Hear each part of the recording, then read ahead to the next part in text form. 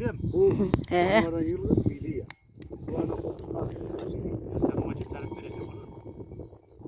değil mi? Baba keklik ötüyor. Mesut soruyla.